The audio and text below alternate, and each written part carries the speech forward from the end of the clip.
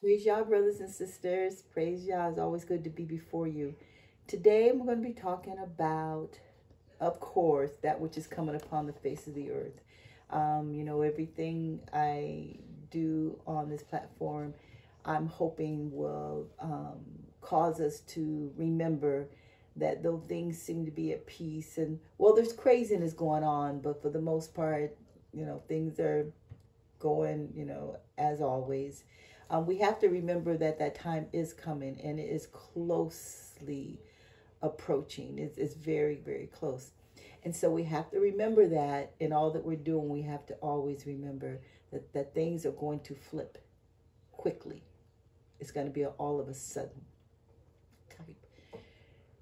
type change. So with that, we don't live in fear, but we should be living with a mind of preparation. And that preparation is not necessarily a physical. I'm not saying not to do physical preparation, not that we know what we're going to really need. Because we could be prepared in this way, and actually when things actually transpire, it could be hardly none of that we need. So it's more about preparing our heart, getting that inner man fat, feeding him, remembering that Yah has not given us the spirit of fear. So fear is a spirit. He's not given us that spirit, but he's given us power, love, and a sound mind. And so we want to stay steadfast. We want to stay committed to him. We want to keep our eyes on him and look to him for our every need to be met. So today, like I said, the title is Nothing New Under the Sun. Baruch are all those who revere Yahuah and those walk in his way. That's Tehillim 128 verse 1. So beginning in Ephesians 6 verse 10. Finally, my brethren, be strong in Yahuah and in the power of his might. Put on the whole armor of Aloah, that you may be able to stand against the wiles of the evil one. For we wrestle not against flesh and blood, but against principalities, against powers, against the rulers of the darkness of this world, against spiritual wickedness in high places. Wherefore take unto you the whole armor of Aloah, that you may be able to withstand in the evil day. And having done all to stand, stand therefore. Okay, so the warfare is going to be taking place, even though it's going to be in the spiritual sense. The motivation behind it and that which is working in between all the ins and outs of everything is a spiritual thing, because it's the evil one's kingdom that has just completely lost their mind. And they're going to come against the kingdom of Yahuah. And even though he knows he's not going to win, he's going to take out as many people as possible, especially the commandment keepers. Shemot 14, beginning with verse 6. And he made ready his chariot and took his people with him. And he took 600 chosen chariots and all the chariots of Mizraim and captains over every one of them. And Yahuah hardened the heart of Pharaoh, king of Mizraim, and he pursued after the children of Yahshar'al. But the Mizrahites pursued after them, all the horse and the chariots of Pharaoh and his horsemen and army, and overtook them encamping by the sea. And when Pharaoh drew near, the children of Yahshar'al lifted up their eyes, and behold, Mizrahites marched after them, and they were sore afraid. And Moshe said unto the people, fear not, stand still, and see the salvation of Yahuah, which he will show you today. For the Mizrahites whom you have seen today, you will see them again no more ever. Yahuah shall fight for you, and ye shall hold your peace. And Yahuah said unto Moshe, wherefore do you cry unto me? Speak unto the children of Yahshar'al, that they go forward. But lift up your rod and stretch out your hand over the sea and divide it. And the children of Yahshar'al shall go on dry ground through the midst of the sea. And I, behold, I will harden the hearts of the Mizrahites, and they shall follow them. And I will get me honor upon Pharaoh, and upon all his hosts, upon his chariots, and upon his horsemen. And the Mizrahites shall know that I am Yahuah, when I have gotten me honor upon Pharaoh, upon his chariots, and upon his horsemen. And the messenger of Aloah, which went before the camp of Yahshar'al, removed and went behind them. And the pillar of the cloud went from before their face and stood behind them. And it came between the camp of the Egyptians, the Mizrahites, in the camp of Yahshar'al, and it was a cloud and darkness to them, but it gave light by night to these, so that the one came not near the other all that night. And Moses stretched out his hand over the sea, and Yahuah caused the sea to go back by a strong east wind all that night, and made the sea dry land, and the waters were divided. And the children of Yahshar'al went into the midst of the sea upon the dry ground, and the waters were a wall unto them on their right hand and on their left. And the Mizrahites pursued and went in after them in the midst of the sea, even all Pharaoh's horses, his chariots, and his horsemen. And it came to pass that in the morning watch, Yahuah looked unto the host of the Mizrahites through the pillar of the fire and of the cloud, and troubled the host of the Mizrahites, and took off their chariot wheels, that they drove them heavily, so that the Mizrahites said, Let us flee from the face of Yahshar'al, for Yahuah fights for them against the Mizrahites. And Yahuah said unto Moshe, Stretch out your hand over the sea, and the waters may come again upon the Mizrahites, upon their chariots, and upon their horsemen. And Moses stretched forth his hand over the sea, and the sea returned to his strength when the morning appeared, and the Mizrahites fled against it. And Yahuah overthrew the Mizrahites in the midst of the sea. And the waters returned and covered the chariots and the horsemen and all the host of Pharaoh that came into the sea after them. There remained not so much as one of them. But the children of Yahshar'al walked upon dry land in the midst of the sea, and the waters were a wall unto them on the right hand and on the left. Thus Yahuah saved Yahshar'al. Hallelujah. That day, out of the hands of the Mizrahites, and Yahshar'al saw the Mizrahites dead upon the seashore. And Yahshar'al saw that great work that Yahuah did upon the Mizrahites. And the people feared Yahuah and believed Yahuah and his servants. There's nothing new under the sun. Nothing new under the sun. There's always been someone coming up against the children of Yahshar'al. Daniel 3, verse 10. O king, you made a decree that every man that shall hear the sound of the cornet, flute, harp, sackbut, psaltery, and dulcimer, and all kinds of music, shall fall down and worship the golden image. And whosoever falls not down and worships, that he should be cast into the midst of a burning fiery furnace. There are certain Jews whom you have set over the affairs of the province of Babylon, Mishael, Hananiah, and Azariah. These men, O king, have not regarded you. They serve not your mighty ones, nor worship the golden image which you have set up. Then Nebuchadnezzar in his rage and fury commanded to bring Mishael, Hananiah, and Azariah. Then they brought these men before the king. Nebuchadnezzar spoke and said to them, Is it true, O Mishael, Hananiah, and Azariah, you do not serve my mighty ones, nor worship the golden image which I set up? Now if you be ready, that at what time you hear the sound of the music, you fall down and worship the image which I have made, well, but if you worship not, you shall be cast the same hour into the midst of a burning fiery furnace. And who is that mighty one that shall deliver you out of my hands? Mishael, Hananiah, and Azariah answered and said to the king, O Nebuchadnezzar, we are not careful to answer you in this matter.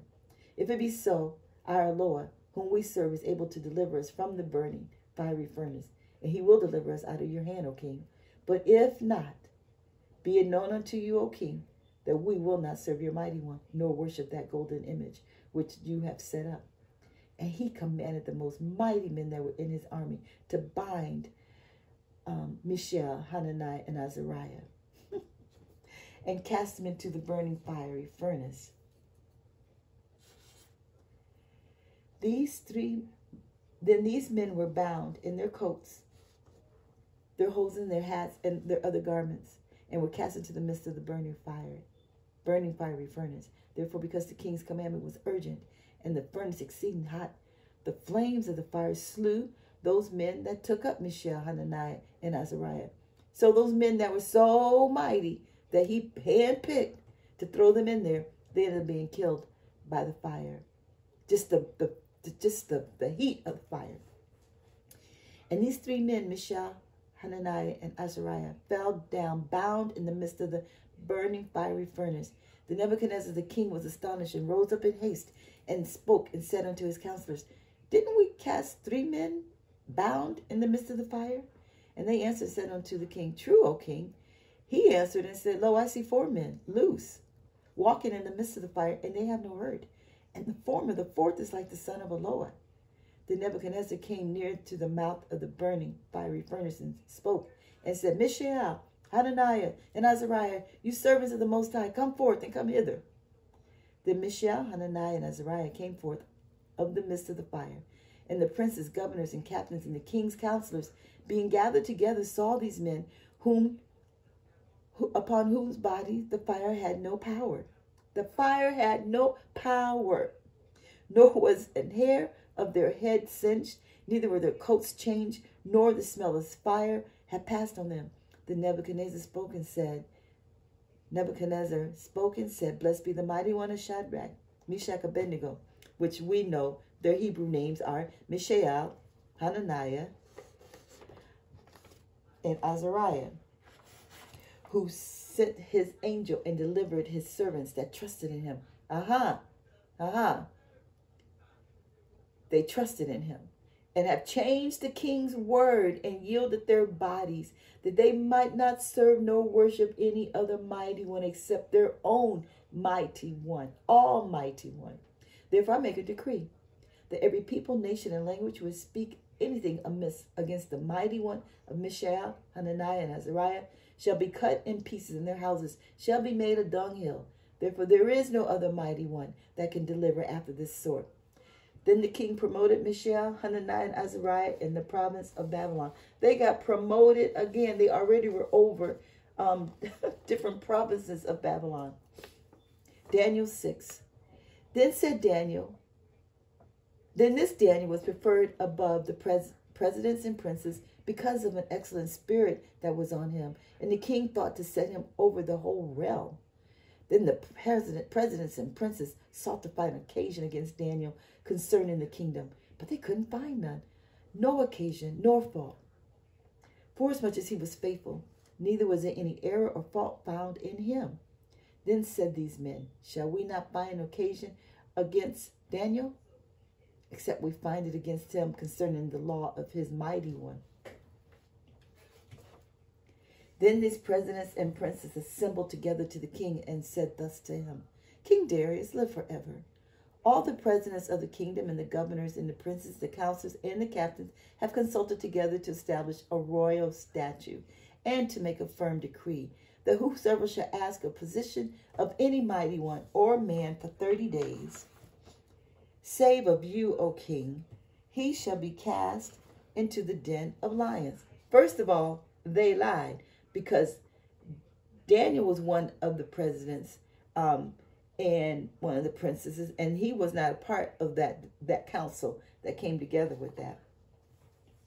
Now, O king, establish a decree and sign the writing that it be not changed according to the law of the Medes and Persians, which alters not.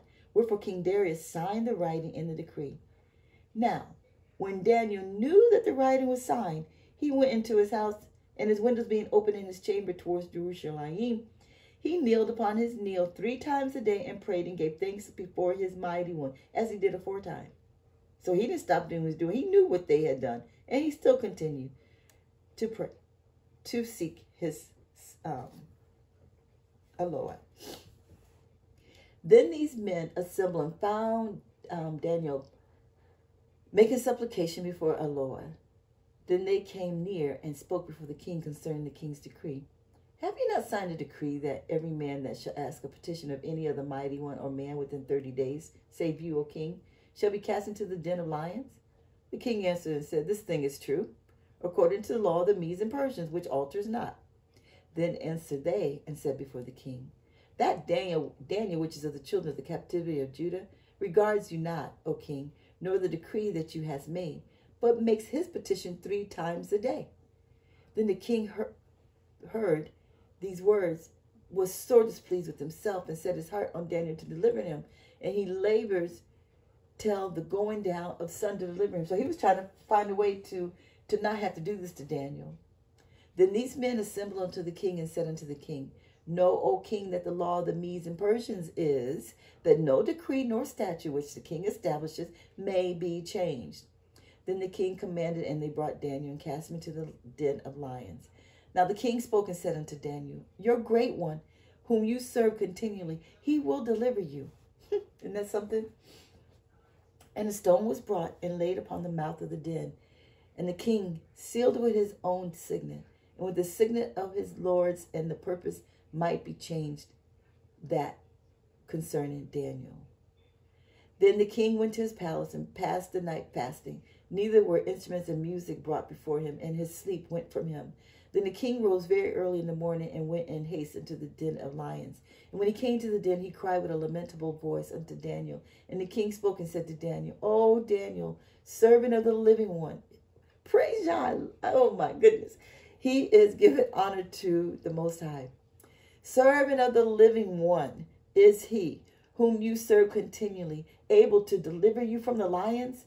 Then said Daniel unto the king, O king, live forever. My Aloah sent his messenger and shut the lions' mouths, and they have not hurt me. For as much as before him innocency was found in me, and also before you, O king, have I done no hurt.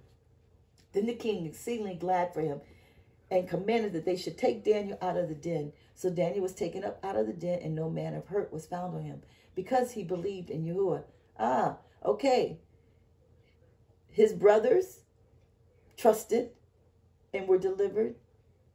Daniel believed in Yahuah and was delivered. And the king commanded, and they brought those men which had accused Daniel, and they cast them into the den of lions, them, their children, and their wives. And the lions had mastery of them, and brake all their bones in pieces, or ever they came to the bottom of the den.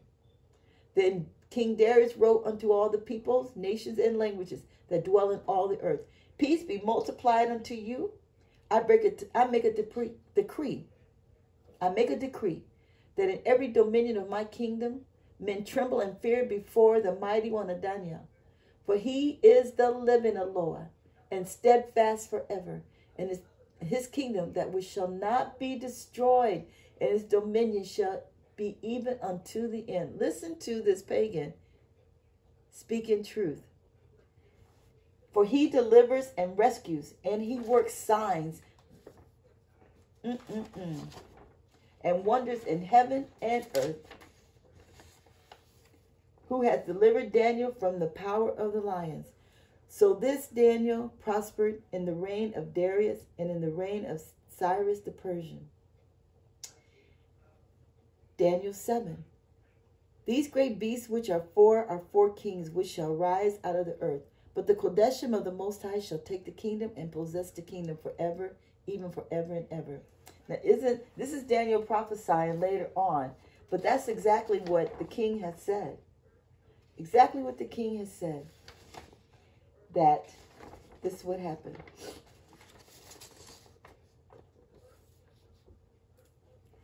So Daniel's still talking about this vision that he had. Then I would know the truth of the fourth beast, which was the diverse from all others, exceeding dreadful, whose teeth were of iron and of nails of brass, which devoured and brake in pieces and stamped the residue of his feet. And of the 10 horns that were in his head, and the other which came up, and before whom were 3, even of that horn had eyes and a mouth that spoke very great things, whose look was more stout than his fellows. I beheld, and the same horn made war with the saints, and prevailed against them. Until the Ancient of Days came, and the judgment was given to the Kodeshim of the Most High. And the time came that the Kodeshim possessed the kingdom. And the 10 horns out of his kingdom are 10 kings that shall arise, and another shall rise after them. And he shall be diverse from the first, and he shall subdue 3 kings. And he shall speak great words against the Most High, and shall wear out the Kodeshim of the Most High, and think to change times and laws. And they shall be given unto him, into his hand, until a time and times and dividing of times. And the judgment shall sit, and they shall take away his dominion to consume and to destroy it unto the end. And the kingdom and dominion and the greatness of the kingdom under the whole heaven shall be given to the people of the saints of the Most High, whose kingdom is an everlasting kingdom, and all dominions shall serve and obey him. So this evil one, he is going to be given power to come against the Kodeshim of the Most High. He thinks to change times and laws, And that the Kadeshim will be given unto him a time and times and dividing of times. So that's 1,240 days, 42 months, or 3.5 years, however you want to look at it. So that time is going to happen. But we're still going to possess the kingdom. Because just because he may prevail against them, he's going to make war with them and prevail against them. Because we lay down our lives doesn't mean he wins. Because in the end, we will possess the kingdom. Hazon 12. And his tail drew the third part of the stars of Shamayim, and they cast them to the earth. And the dragon stood before the woman, which was ready to be delivered for to devour her child as soon as it was born. And she brought forth a man-child, who was to rule all nations with a rod of iron. He is going to rule all nations with a rod of iron, none other. And her child was caught up unto Yahuah and to his throne, Yahushua. And the woman fled into the wilderness, where she had the place prepared of Yahuah, that they should feed her there for 1,260 days. That's that 1,260 days. Okay. And when the dragon saw that he was cast into the earth, he persecuted the woman, which brought forth the man-child. And to the woman were given 2 wings of a great eagle, that she might fly into the wilderness into her place, where she is nourished for a time and times and half a times. There's that. See that? There we go again. That's lining up with Daniel. From the face of the serpent. So she, Yah has prepared a place for her where she'll be nourished for times and times and half a times from the face of the serpent. And the serpent cast out his mouth water as a flood after the woman, that he might cause her to be carried away of the flood. And the earth helped the woman, and the earth opened her mouth and swallowed up the flood which the dragon cast out of his mouth. And the dragon was wrought with the woman, and went to make war with the remnant of her seed, which keep the commandments of Yahuah, and have the testimony of Yahushua HaMashiach. Wow. So, if we are trusting like Hananiah, Mishael, and Azariah, and when we believe as Daniel did, we will see deliverance. We will see deliverance. Yah has already, he knows it's coming. He showed Daniel, he gave Daniel a vision of it. And now he has given Yochanan a vision of it, and how he's already prepared for us to be kept. So we can know that we are protected. There's nothing new under the sun. Yah's people have always been persecuted. Yes, many have laid down their lives. Yes, many have testimonies of deliverance. What it matters is that we endure to the end. And that enduring to the end might not mean that we will be alive and meet him in the air when he comes back for his people. But it will mean that we did not give in. We did not deny him. We did not betray him. We did not defect and run from his camp to the enemy's camp. We did not worship another. That enduring to the end means no matter what comes, I'm standing with the Most High. I'm going to endure to the end, standing. I want my house built on the rock of the truth of the Ben of Yahuah. His truth. For he is the truth, the way, and the light. 2 Corinthians 10, for though we walk in the flesh, we do not war after the flesh, for the weapons of our warfare are not carnal, but mighty through Aloah to the pulling down of strongholds. Okay? Casting down imaginations, every high thing that exalts itself against the knowledge of Yahuah, and bringing into captivity every thought to the obedience of Yahushua. So, we have to remember that. And that's how they were able to overcome the lion's den. And Daniel was thrown to the lion's den twice by 2 different kings. And both times he was delivered. And then our 3 brothers, them too, they praised Yah. When they got thrown in, they were on one accord praising him for being the Most High. I'll read that to y'all one day, hopefully. Azariah's prayer.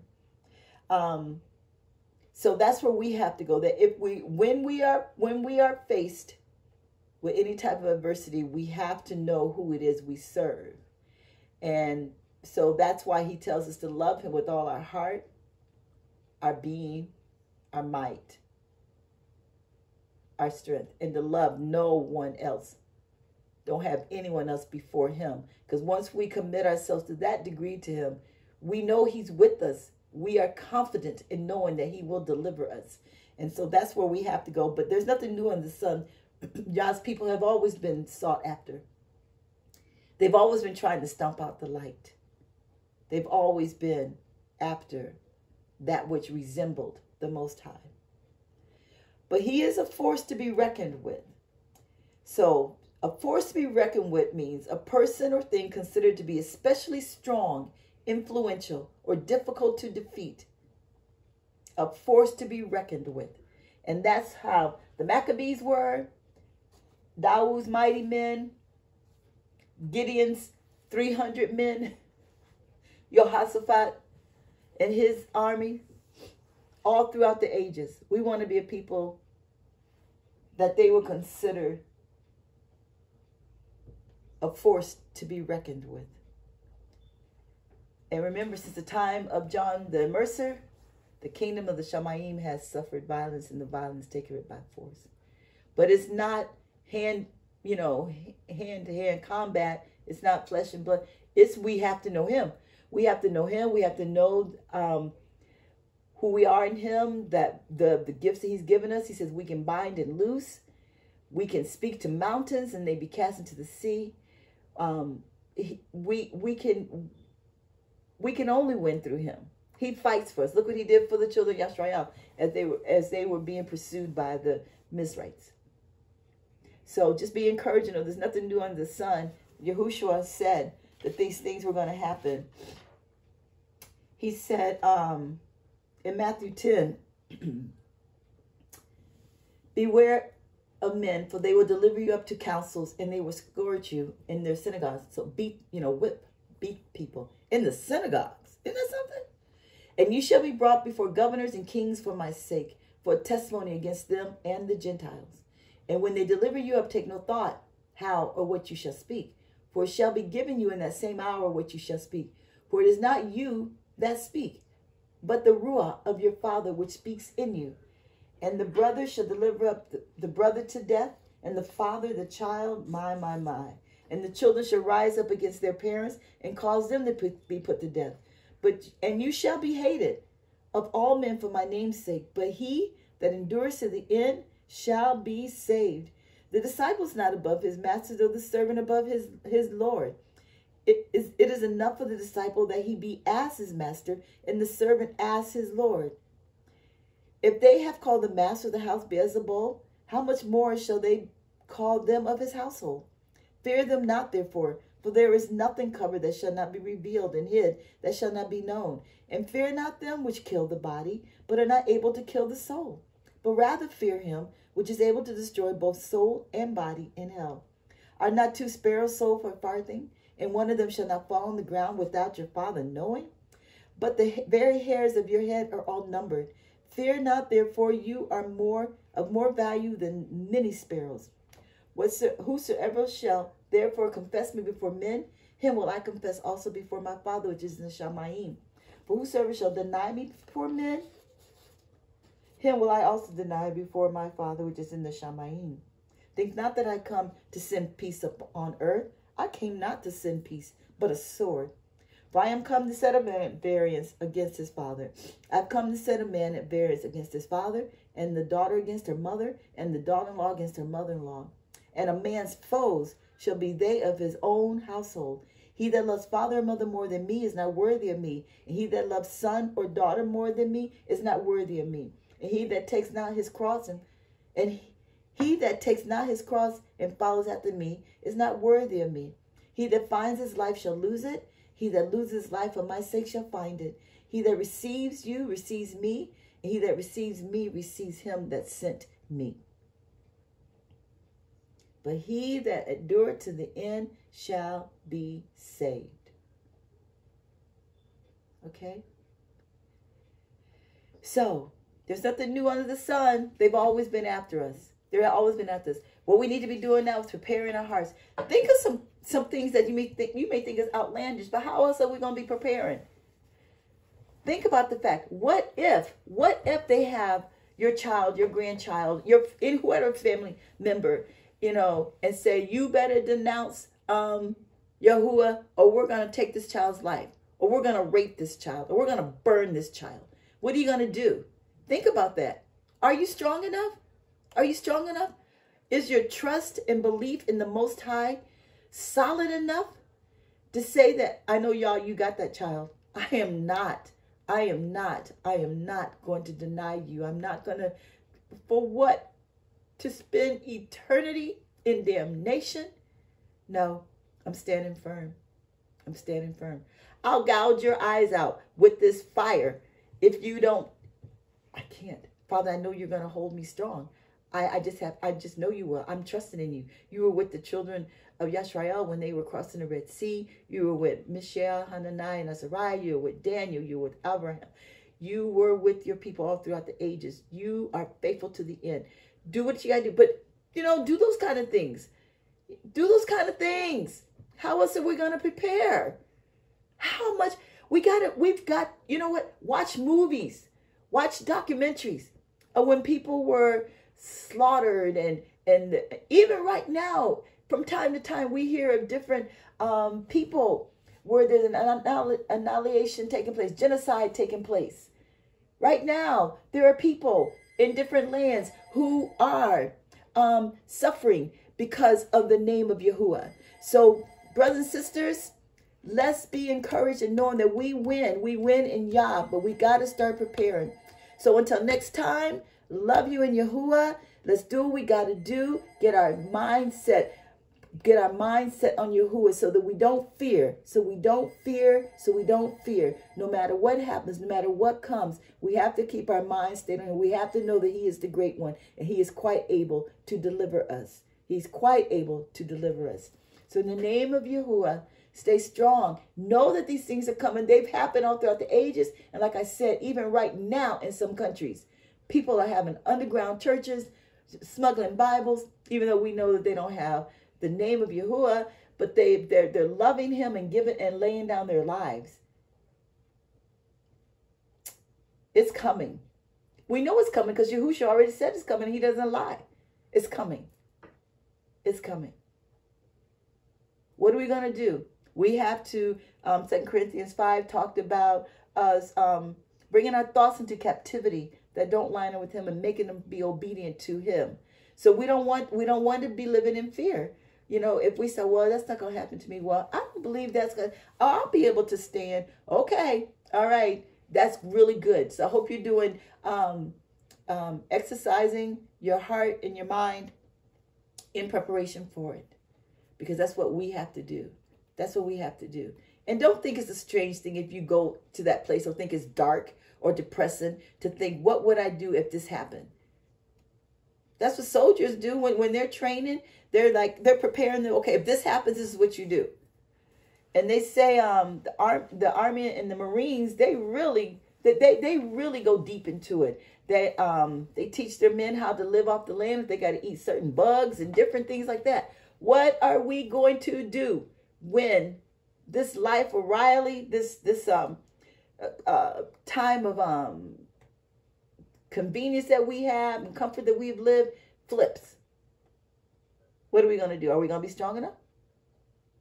So do something every day. Prepare yourself. We must prepare ourselves. So in the name of Yah, I close. And as always, I tell you, I love you in Yahuah. I don't know who you are, but because you're my brethren, I love you. And I know we're all going to be going through similar situations, that you continue to trust Yah. Continue to trust Him. Lean on Him. And that you endure to the end. We must endure to the end. If we're ashamed of Him before men, He'll be ashamed before us. But if we live for Him and we declare Him, He'll declare us. And our patience possess our soul. So we've got to get strong enough. We've got to be able to endure whatever comes. Until next time, praise Yah, praise Yah. Salama, Shalom, shalom, shalama to all who trust Yahuah. Praise Yah. We win in Yahuah.